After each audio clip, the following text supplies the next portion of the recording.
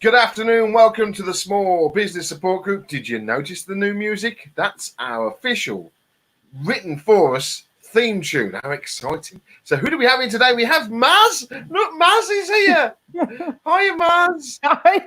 Good afternoon. And we've got Grant here. That's loving great. that music, mate. It's good. I love it. Darren did it. He's, nice one, Darren. He's done a good job on that, which is excellent. And should we bring anybody else in? Who shall we bring in? There he is. I'm too busy to be on the show. No.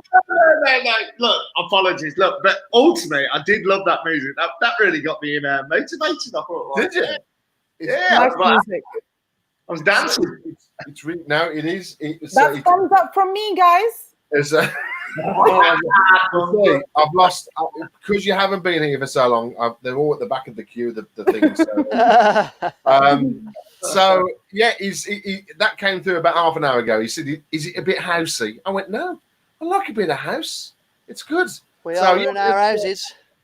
Let's see if Warner Brothers can now tells me you're using our music, shall we? I was working away and it come up with like on my page like you're breaching. I was like, what? Yeah, that was when we were using them. We were still using uncopyrighted music, but it's been a right palaver. So we've got a full like of everybody. This is the original crew, but now we do have Darren's also here. There he is, the music man. Thank you, Darren. Can you hear? Can you hear us, Darren? Oh, he's on mute. Is he quiet? We can't hear you, mate. Is that what a great and your job's music? What we can't hear you. It's as bad as when all this technology falls over. My job's social media. Come on, Darren, get it together. Right, what are we talking about today? Maz, what are we talking about today? Just while Darren Leadership for me today, please. As a what? Sorry? Leadership. Oh, hello. Grant, anything specific for you? I would like to talk about the zeitgeist of the nation. Or nations, I should say. Zeitgeist of the nations, okay. Always nice to keep it light on a Friday. No, it is quite a light one, I promise you. Is it a light one? Yeah, that's all right then. Mark, can you speak? Are you okay or are you too busy? Just talking about me today. No, on a serious note. No, we are. We want to talk about you. Yeah, the pubs are opening on Saturday. We've kicked off with running our events from July, and we've got a full calendar going all the way down into Bristol with face-to-face networking. So not only are we doing online, we're actually back to doing what we love. Face-to-face. Excellent. Nice. Darren, have you got anything you want to pipe up on today? No, your mic's still not working. Still not working. I'm just going to... Might be worth him going out and coming back in again. It's embarrassing. No, nothing. Have you chosen it on the software? Now, just before we went on air, we obviously had the music come through at about 11:30. But I had a knock at the door at 11:45 this morning, and our friendly Canadian, who was on the show last week talking about his trip to Canada, has just returned from Canada, and he'll be joining us hopefully in about 15 minutes to tell us what it's like to come back into the country. Is he just driving to Starbucks first? No, he isn't. He's gonna. I said, "Do you want to have a?" Because he's obviously done the red eye. So I said, "Do you want a nap?" He went, "No, we'll be bang on air." And he dropped me this on my doorstep. Ah, legend! Which is the Canadian bourbon that I requested last week. It's lovely. It's very, very nice. So much appreciated there. Right, let's get on with Maz then. Darren, you got your mic on? Yeah, I'm back now. Yay! Hey! So just a quick one before we go to Maz. That music, great, Darren. Thank you very much. No I did have to edit it, unfortunately. Yeah, did you notice? That's good. Yeah, that's all right then. You know, I can never leave my fingers off stuff. Anyway, let's get on with the thing then. Maz, over to you. Just before I start, good afternoon to everybody. And Darren, thank you so much for the music. Absolutely love it. Good. Really nice. Is that it? Really? No, obviously I'm going to... The edits are better. Okay, so... Okay, Maz, off you go. Thank you. Leadership. There's a growing crescendo around the idea that organizations should aim to build back better. I've been hearing that word so much this week. Build back better. I mean, to learn from the difficult experiences around COVID-19 and emerge stronger, more resilient, and more inclusive. You know, one specific area that deserves more focus now than ever is how leaders can become more effective, resilient, inspirational, and inclusive. A particular challenge right now when they might be feeling exhausted or stressed. I mean, the starting point is to recognize that leaders don't need to and actually can't have all the answers. You know, no one can claim to know the longer term impact of the lockdown on businesses and society. And that means that even the most senior, more experienced leaders is in uncharted territory. What's more, they can't find all the answers by themselves. You know, that's true in more normal times, of course, but when the problems are acute and the way forward obviously unclear, leaders can be more honest about it. You know, while leaders may not have the specific answers to problems, however, they still know how to think, how to behave, and hopefully know what's important to them, what their values are. Uncertainty, funny word. What does it do? Uncertainty creates opportunity for brilliant leadership in a way that's less obvious, actually. I'd like to think in stable times. You know, in this environment, we get to practice the theory that so often gets forgotten. We know we need diverse perspectives to come up with the solutions to complex problems. We also know we need to communicate better, to allow people to disagree, to fail quickly, to learn from our mistakes, to be more agile, less bound by red tape, I'd say. But when things are normal, comfortable, we tend to forget a lot of this. In stable times, when things are going well, leaders often act as if they know the answers, as if one sets of view is enough. But now, and at other moments of crisis, the need to listen actually becomes much more obvious. Our leadership approach in turbulent times needs to be less commanded and controlled, and actually, I'd say more empathetic, to empower others, to listen to them, to communicate frequently and clearly. You know, we need to be honest and transparent. As the information changes, we need rapid feedback loops. As we experiment with solutions to be agile, we need to give and be given permission to fail, actually, permission to disagree, permission to learn. You know, I'm including us all here today because leadership is actually a state of mind, an attitude rather than a job title. So often we inadvertently end up trying to manage the past rather than shape the future, and carrying on with the old tools, failing to learn, just getting more and more frustrated when we know that we should be rethinking our whole approach. I'm sure that you can think of examples during lockdown where necessity has been the mother of invention, where working practices or ideas that didn't make it through the process before COVID-19 are now implemented and applauded. You know, Mark, you've gone online, we've done online networking. You know, how amazing was that? Grant, you changed things around. Matt, you know, you must have done things differently. One of the great learnings from the crisis is that we can focus more on solutions.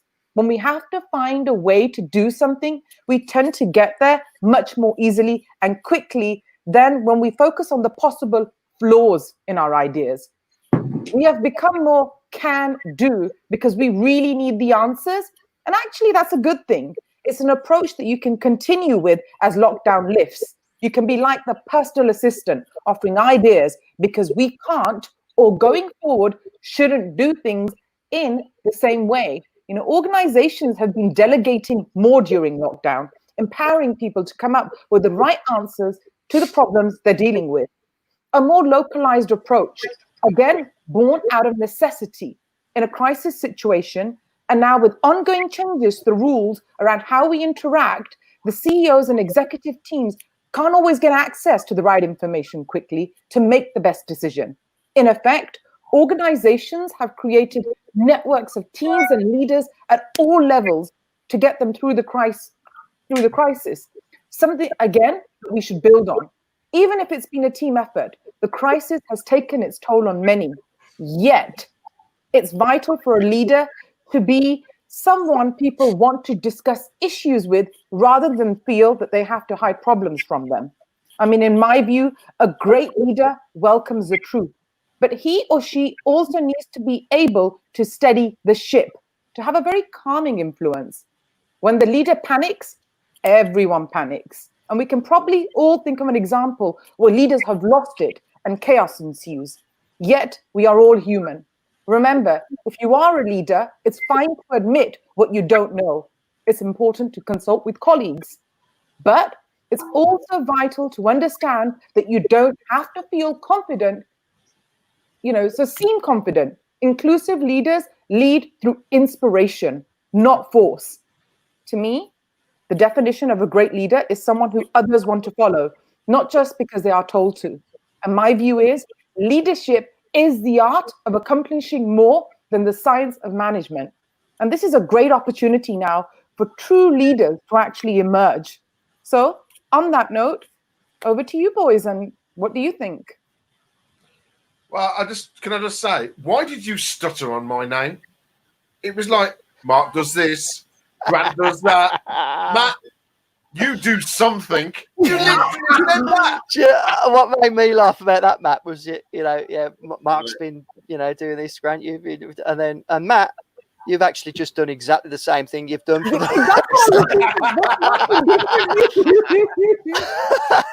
Thanks for that. No, in your defence, Matt, we're all on this show because of you, mate. There is that. So, and Darren, thank sorry, you. I missed you out because I don't know you. No, that's okay. Don't worry, it's fine. It's fine. Maz is not going to be here for that long. Anyway, so we've got. I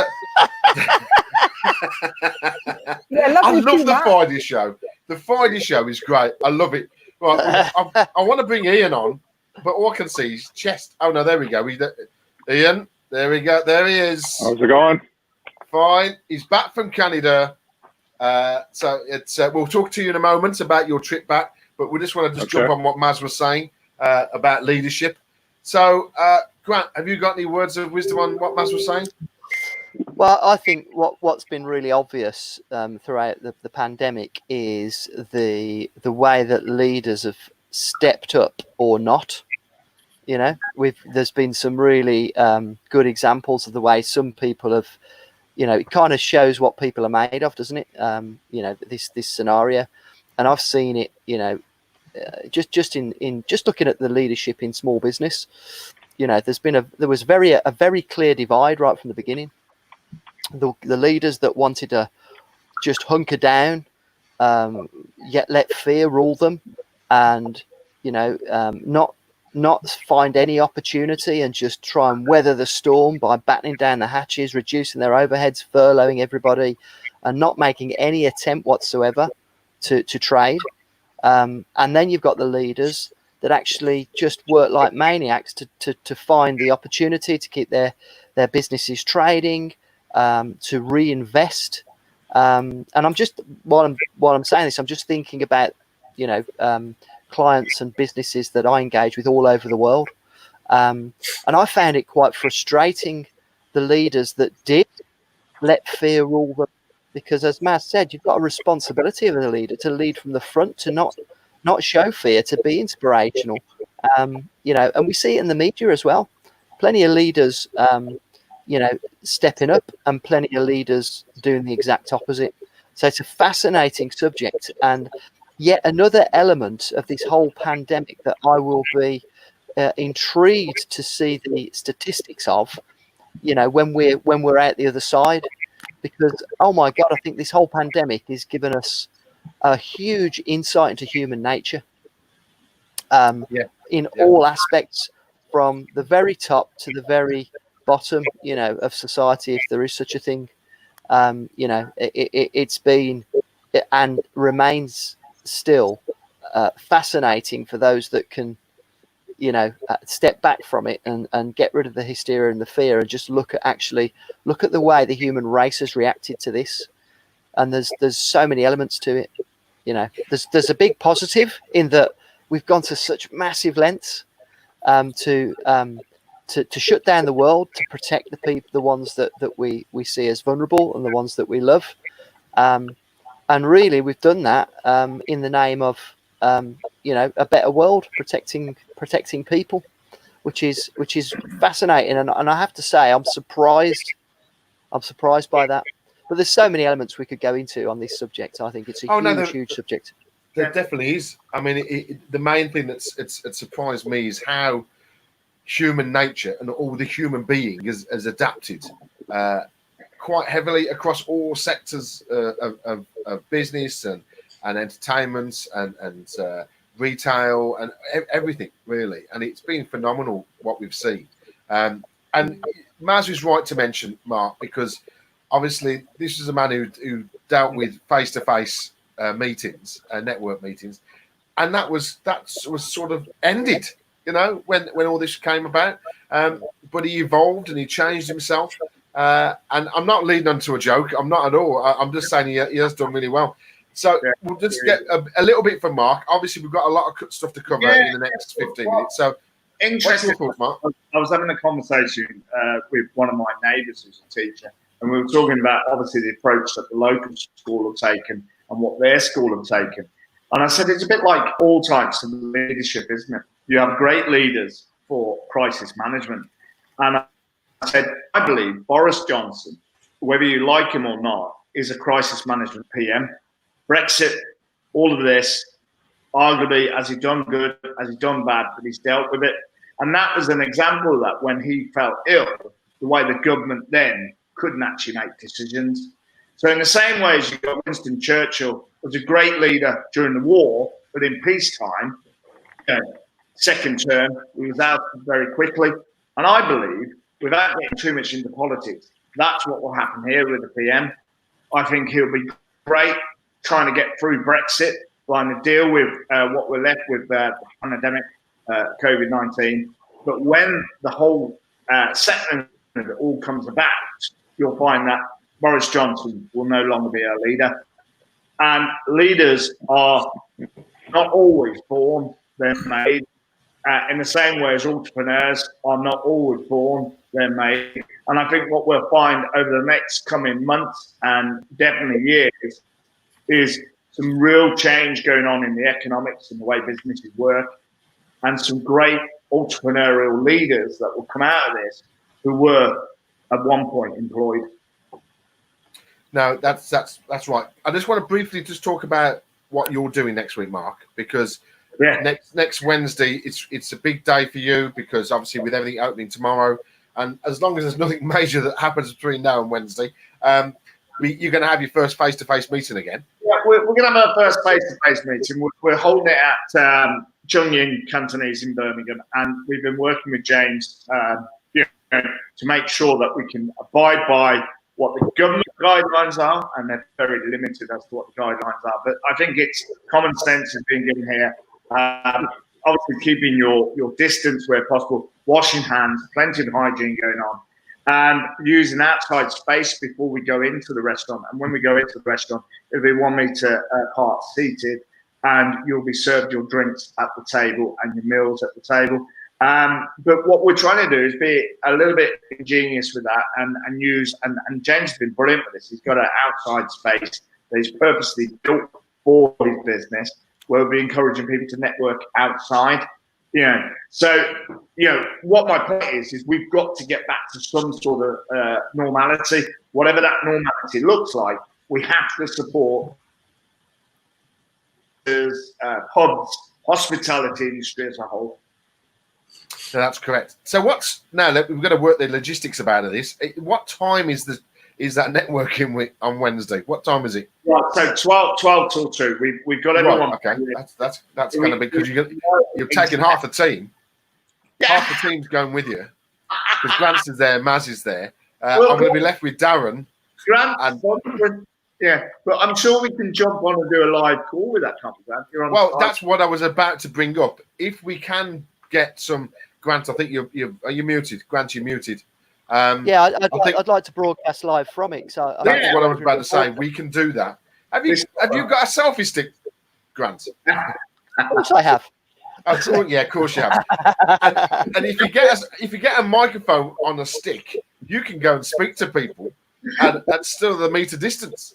I just need to be clear that although it's my business, Maz is actually a local event host for this, and I know she'll be very strict with me. There won't be any leeways. She'll be like, right, it's got to be done this way. Very militant. Yeah. Yeah, we know. That's it. And Grant, would you like to tell them what you said you were planning to do to me on Wednesday? Hello, I didn't want to embarrass you on air, Maz. No, go for it. Oh yes, that's right. I was going to spike a drink because Maz is obviously teetotal. My cup of tea he was going to spike. A little bit. I can't say what I said. It might help relax her a bit because otherwise we just can't. I just feel like I'm going to be in trouble all day. So let's go to Darren because he's obviously not said anything. He's been on for 22 minutes. He said nothing at all. That's not our fault. 10 minutes of it, he didn't switch his mic on, but it doesn't matter. That's true. So what's obviously things are opening up down there. We did talk about it briefly about the pubs yesterday. How's the feeling in a holiday setting now? Well, I think that even the Devon and Cornwall Police have put on their website that we're expecting 80,000 people to hit us this weekend. So I think, and the pubs and whatever else, they're excited that there's a, they're I suppose a bit of trepidation. But yeah, they're excited and they've all been doing all sorts of strange things. You drive past the pub now, they've all got loads of new seating and they've done a little bit of a cover area and they're all bought into the fact that they've got to do something. And we open tomorrow as well. We're opening up in Ilfracombe, one of our sites tomorrow. So again, with the rain. But yeah, there's a lot of trepidation even with us. We're sitting here thinking, how's it going to go? We were fully booked. So that's another thing. So they are all free slots. So we offered the whole day for free. So that's why they're fully booked. Oh, okay. Oh, but that's all right. That's good. That's good. Let's get things rolling again. We didn't get an invite then. Now we're going to wait a bit. We've got to wait. I think you've managed to get free music out of him in expense of a go on the glide. Yeah, don't worry. They will be. We'll have a trip down. We'll have a business trip down, and we'll all hire a bus, and we'll sit in distancing on the bus. It'll be fine. We had some good news this week. Is the fact that Segway are no longer, as in they no longer make the Segway product. They're stopping making that. So that makes us the biggest UK retailer. So of Segway products. That is excellent. Why have they stopped, Darren? They're just so uneconomical in every sense, not viable in every sense that the words. I suppose they're £8,000 each. To repair them, you might as well have a Lamborghini. They're that expensive to repair, and only Segway can do it. And of course, we don't have the legalities over here to use them on public roads. So they're only down to tour companies, and tour companies are really struggling to be to survive with the repairs and whatever else. So and again, okay, it's not just UK, but when you look at the whole of America, which is probably their key area, and even some of the European places where they are allowed, there just isn't the take up because it is very niche. I think the investment in research and development they put in originally, they just never ever got back. It's such a massive product. So yeah, I just think it's just that they're bought by a Chinese company and they've realised they're stopping flogging a dead horse. Does that mean that do you sell a model that's the alternative? Yeah, so as we were forced to sell an alternative because we just couldn't afford the repairs. So we were forced to source one from China and help develop that over the last 18 months. So we sell an alternative, which hopefully people will start to see as the next. How much are they, Darren? So our comparative price is now £2,600 delivered. So compared to £8,000, but also it's all about the repairs. The repairs are about a quarter of the price. So, do they break a lot? Do they break a lot, Darren? The Segways, it's hard to say. Parts of them are very reliable, parts of them aren't. So their electronics, if you look at their electronics, they have two main boards and a balance unit, a gyro as such, or a BSA, this we call them. But they're all very much programmed to each other. So once one goes, only Segway can fix, and it's very expensive. And again, even a key on a Segway, £250, and you cannot start that thing without it. It's like a car key. So it's just the silly things that they probably designed for the American lawsuit industry originally, where now, it's a toy, and it's a great toy and a bit of fun. But I don't think it's gone. It was to replace the car, and it's not quite the Tesla that we used to today. So, Mr. Trump. What's it called? So the Segway X2 is the product that they no longer make, or the i2. No, the one that you do. The one we do is Easy Glide. Easy Glide. Easy Glide. Yeah, Easy Glide. Yeah, that's. It's nice that obviously you've. Grant has influenced you because you've definitely gone for the branding this morning. Because it's on your chest there, Easy Glide. There, I can see. Oh, wrong side, wrong side. There you go. That's great. I must get the website. Okay. Yeah, you got it. Yeah, that's excellent. So it's that's good. That's really good. Just go and get some up here. It won't be a sec. There. Just getting out of the shelf. It's okay. Why the colour, Darren? Did you go green because the small business support group is green? I don't know. Absolutely, we changed it just for that reason. Have you just had those printed? Literally. No. That's all right. We've actually gone very bright. We've gone very yellow and dark blue with a lot of pink. So we've gone, nice on our feminine side. We like our colours. Yeah. So let's move over to Ian, who's put his titles down as across the street because he's literally across the street from me. So Ian, you just got back from Canada this morning. Yeah. That's why I'm yawning. I just thought it was a show. Sorry. So it's I've been trying to find out the countries that are going to be all clear to visit from and to, but they haven't released that data yet. But tell us about your experience coming back into the UK. How did that go? It was much the same as going out. The airport was pretty quiet in Ottawa and Toronto. And I found out that a lot of the stores weren't open, not because of COVID, but just because of economics. Oh, okay. So that was interesting. Somebody actually told me that, some official. Right. Oh, okay. You got temperature checked before you got on the plane, and then Air Canada give you this pack. Everyone who comes on, so you get water, you get gloves, a mask. You have to wear a mask on board the flight all the time. Some hand sanitizer and some wipes. Okay.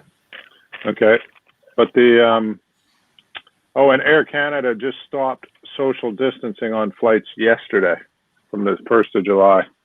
No social distancing. Well, I don't know the ins and outs, but on the flight from Ottawa to Toronto, people were sat beside each other. One lady complained and got moved, but people were shocked, I think. Yeah. And then on the transatlantic flight, they told me the same thing. I asked them, and they said, no, as of yesterday, social distancing is gone, but they will try, if the flight's not full, to keep people apart. So they're trying to maximize the economics of it too. Yeah, they're trying to make money. Yeah. So the airline industry is probably the hardest hit, or the tourist industry is just hit massively. And I think the announcement this morning that the UK made about having an air bridge between 50 countries, they're going to be, the airlines, it's a lifeline to them, isn't it? Yeah, definitely. My understanding Germany is not involved in that, is it? Sorry? My understanding from this morning's news is Germany is not on the the bridge that they're looking at.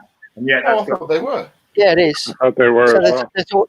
there's already an air bridge between Germany, France, and Spain. Okay. Yeah. They're releasing the other countries later on this afternoon.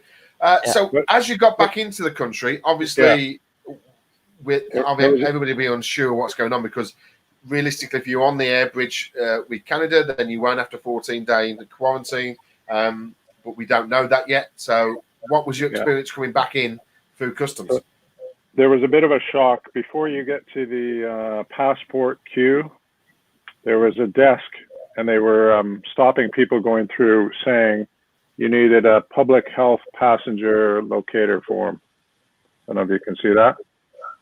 Wow. Okay. Right? So there's a form you have to fill out on that website, and they said you can't go through passport control without it. So some people were saying, do you have any paper forms, which they had in Canada for the same sort of thing? And they said no. So all they had was you had to use your smartphone. And if you didn't have a smartphone, they had, I think, 2 tablets. So you can imagine hundreds of passengers coming in without a smartphone, and they have to queue up to use tablets to fill in this form. It's just ridiculous. Mm-hmm. They are taking that everybody's got smartphones, haven't they? Because they were going to do that with the tracing app. They had a QR code that you scanned, and it took you to the website, and then you fill in the form. But they never asked for proof. So people were saying, yeah, I filled the form in. And they said they would ask for it further along in the process, and they never did. So I stood there for 10 minutes on my phone filling in this form. You had to put your airline you were coming in on, your booking reference, your date of birth, your passport number. What else? I got the form here. Your emergency contact, where you're going to be staying, et cetera, et cetera. And then they say that you can be fined if you don't stay. Yeah. But yeah, it's like filling out a visa, basically. Pardon? Sounds like it's like filling out a visa. Or an ESTA. So when you go to the States, you have to fill out an ESTA. So it sounds like well, I didn't have any forewarning. They didn't tell us in Canada that at the other end you're going to have to fill this form in, or I could have done it last night before I took off. That's typical, isn't it? Yeah, there's forming queues there, aren't they? Whereas when I landed in Canada, they gave me this form, right? Yeah. And they gave you a paper copy of a form that you could fill out to say where you were staying. So the UK, I don't know, they're assuming everyone has a smartphone with data, which isn't the case when you come. Yeah. So that was a bit crazy, isn't it? Bit of a problem. And was it still no food and drink on the plane? Yeah, we just got the cold sandwich in a box with water and some wipes. That was it. Yeah. And they had to keep telling people. Some people weren't having their masks on all the time, so they kept warning people. But the staff were wearing PPE again, so that was good. But the crazy thing is, I was telling Matt earlier, I asked the staff who are in contact with thousands of people what they do, what precautions they take, and they're taking the same precautions we take, but they're flying back and forth all the time. So I don't understand why we have to quarantine for 14 days. It just makes no sense at all. I've got less chance of shedding the virus than they do. Yeah. But they're still working. I think we'll find this afternoon that when these I don't know what the delay is, because this is supposed to come out on Monday. But the country list should have been released Monday. Then it was Wednesday. Then it was this morning, and now it's this afternoon. I mean, I understand that it's been updated all the time, but it's let's get it out there so people can book holidays, because there's a lot of people who want to book holidays. No kidding.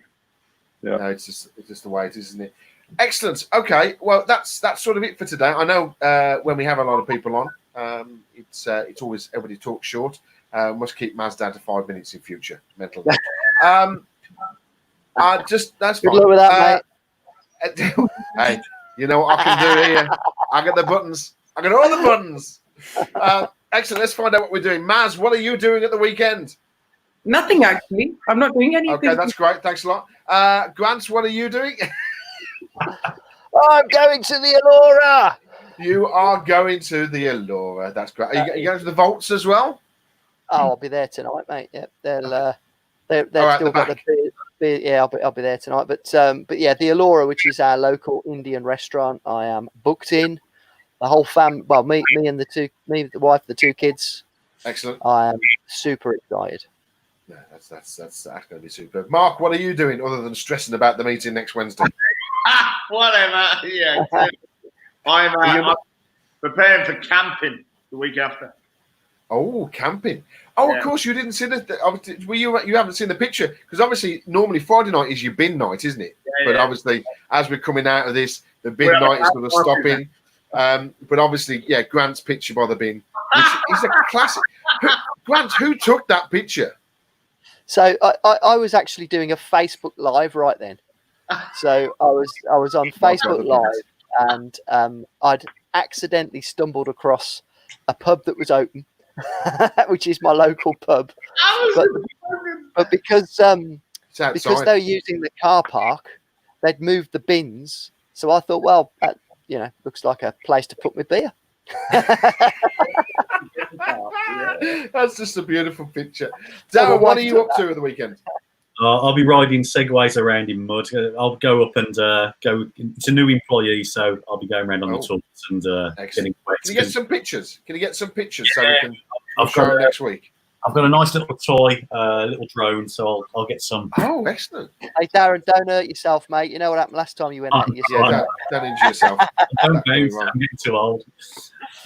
Ian, what are you up to the weekend other than catching up on some sleep?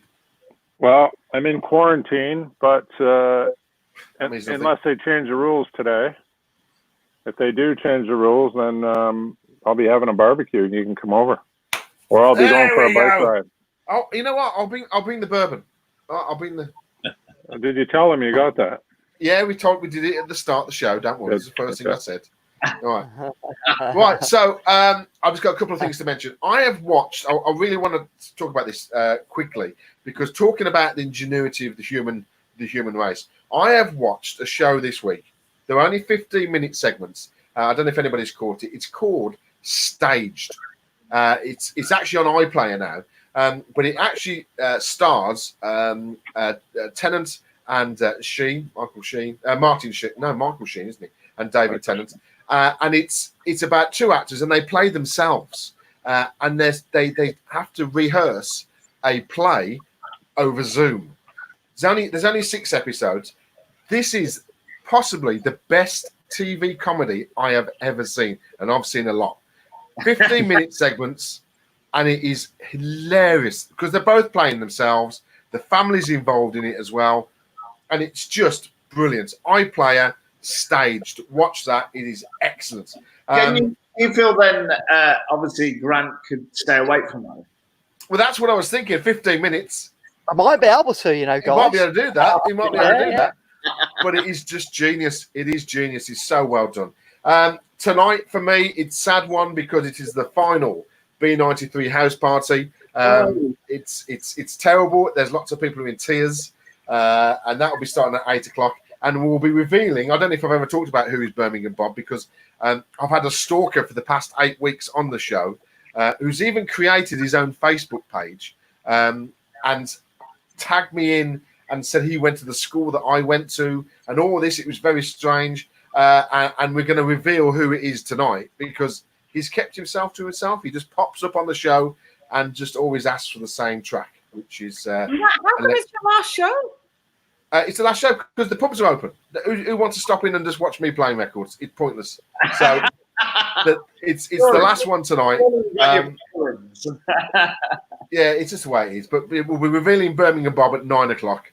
I know who it is. A lot of people thought it was Darren because obviously Darren grew up in the same area I was, and the names have been floating around left, right, and centre. So that's what we're doing.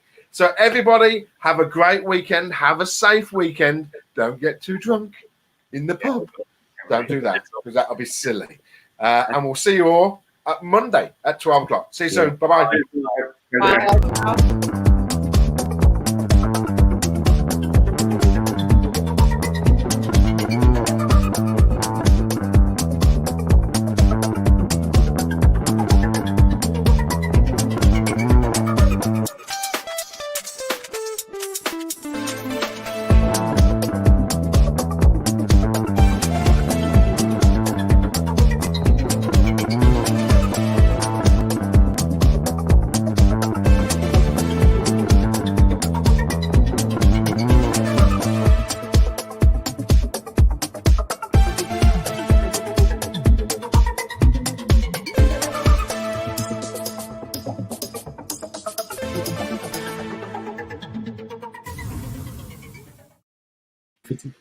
Excellent job. That's an excellent job.